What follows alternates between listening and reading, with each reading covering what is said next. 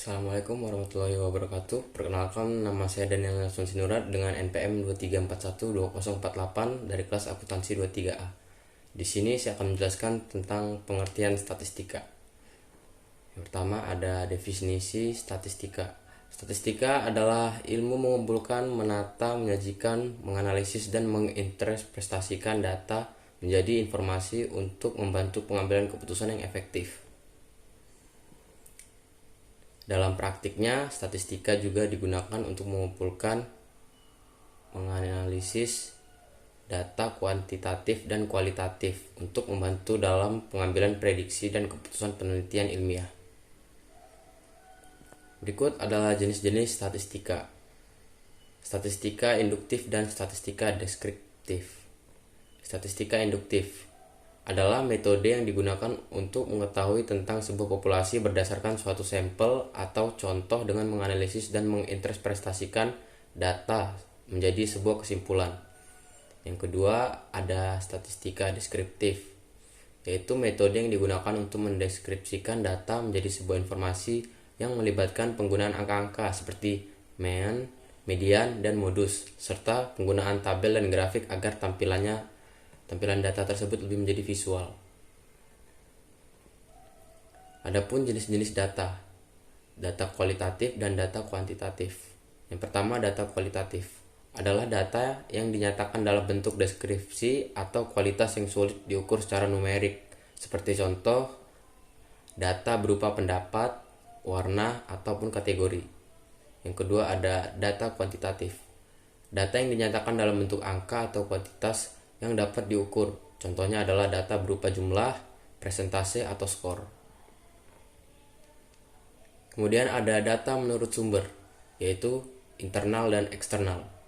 Internal adalah informasi yang diperoleh dari sumber-sumber di dalam organisasi atau perusahaan itu sendiri, seperti data dari sistem manajemen, basis data internal, ataupun laporan internal.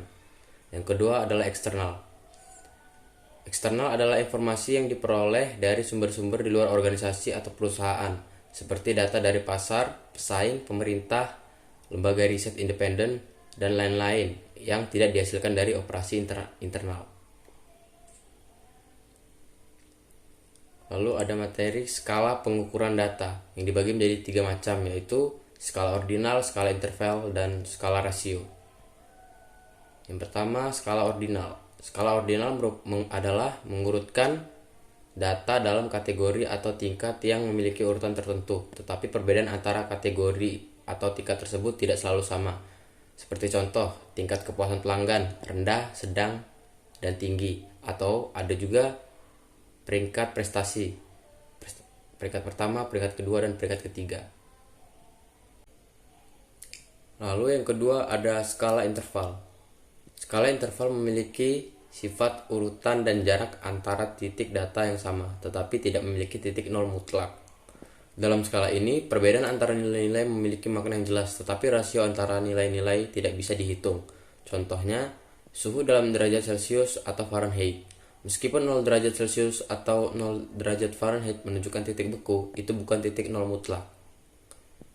Lalu yang ketiga ada skala rasio. Skala rasio memiliki sifat urutan, jarak antara titik data yang sama, dan memiliki titik nol mutlak yang sesungguhnya.